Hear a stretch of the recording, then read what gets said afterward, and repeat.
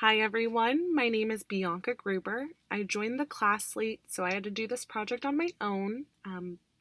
I chose human genetics as my topic.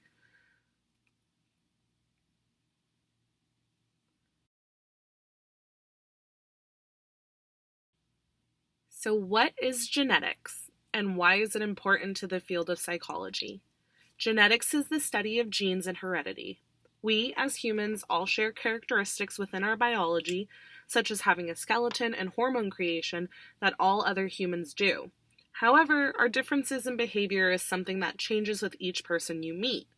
So, studying genetics can lend us a better understanding of human behavior and how that is influenced by our biology.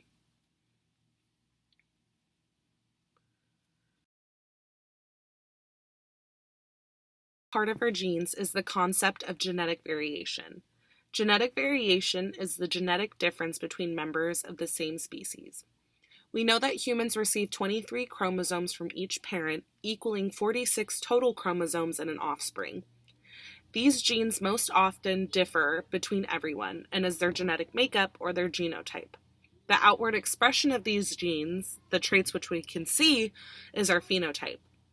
When understanding traits, we also know that some traits are controlled by one gene, such as whether someone will have a cleft chin or not. However,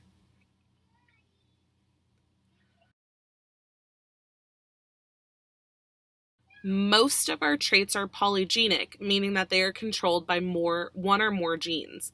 This would be traits such as hair color, eye color, and skin color. Another factor that attributes to genetic variation is the concept of mutations. Mutations are a change in the DNA sequence of an individual. Some mutations are not outwardly visible, some do not cause much harm at all, and some can severely impact how an organism behaves.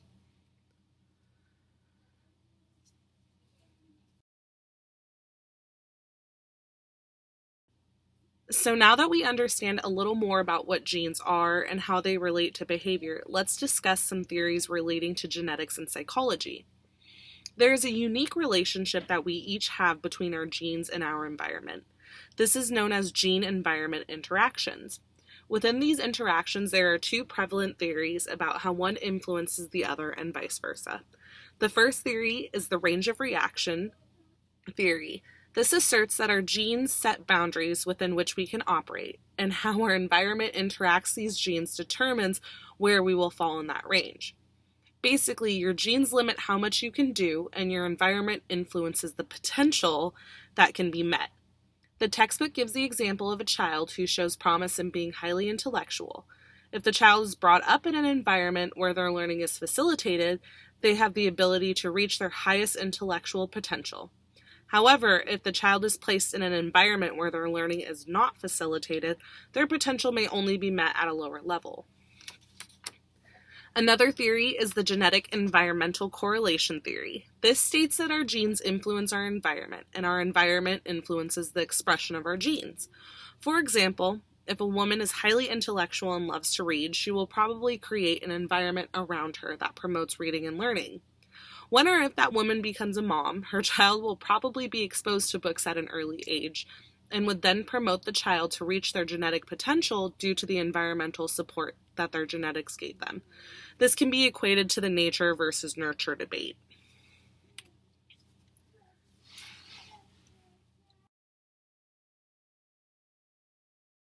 So that was a summary of the information found in the textbook with outside resources from research studies.